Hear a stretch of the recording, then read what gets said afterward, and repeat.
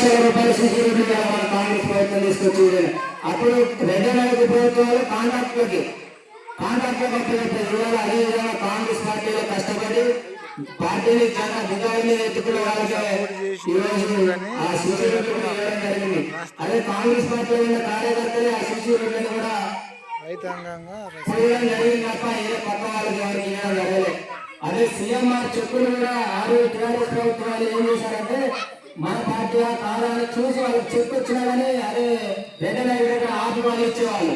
ఇలా మన Ramachandra Rao doctor Ramachandra Rao MLA గారు ప్లస్ డిప్యూటీ సీఎం గారు కూడా మమ్మల్ని ఎక్కడైనా చెప్పి ఇది చేసినా కానీ ఆయన మమ్మల్ని నిలదీసి అలా చెప్తే బాగుండదు అని చెప్పి మా మీద సీరియస్ అయ్యి చేయడం జరిగింది. ఎక్కడ ఇతర ఎమ్మెల్యేలు కూడా ఎక్కడ కింద స్కామ్ జరిగింది లేదు.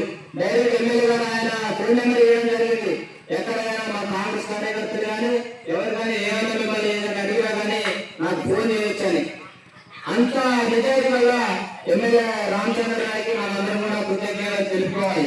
అదే ఎమ్మెల్యే రెడ్డి నాయకు ఉన్నప్పుడు మొత్తం స్టాండే మావాడ కాదా మనవాడు అనుకుంటేనే ఇచ్చాడు, లేకపోతే దాన్ని ఇచ్చించి ఏట్లో పడేసిన ప్రయత్నం ఎన్నో చూసినాడు చిన్నతనం నుంచి. కానీ ఈ విధంగా వేదిక మీద నుంచి ఇంకా నేను చెప్పాలనుకుంటే చాలా ఉన్నాయి కాబట్టి ఏదైనా కానీ స్థానిక ఎన్నికల్లో మీరు పార్టీ బాధ్యతలు కానీ మనకి ఇచ్చిన ఊళ్ళో సమస్యలు కానీ ఏదన్నా కానీ మీరు ఆలోచించి కూడా ఈ నిర్ణయం తీసుకోండి. రేపు జరగబోయే స్థానిక ఎలాంటి క్యాండిడేట్ ఎన్నుకోవాలి, పార్టీ ఎలాంటి బాధ్యతలు తీసుకోవాలనేది హైకమాండ్ డిసైడ్ చేస్తుంది. ఆ క్యాండిడేట్ పార్టీ టికెట్ ఇచ్చినప్పుడు మనం అందరం కూడా కాంగ్రెస్ సభ్యులుగా అందరం కలిసి కట్టుగా పనిచేసి ఐకమత్యంగా ఉండి మన సర్పంచ్ని గెలిపించుకొని ఎమ్మెల్యే రామచంద్రరావుకి గొప్ప చెప్పాల్సిన బాధ్యత మన అందరికీ ఉన్నది కాబట్టి ఈ విధంగా నేను చెప్పి ముగిస్తున్నాను.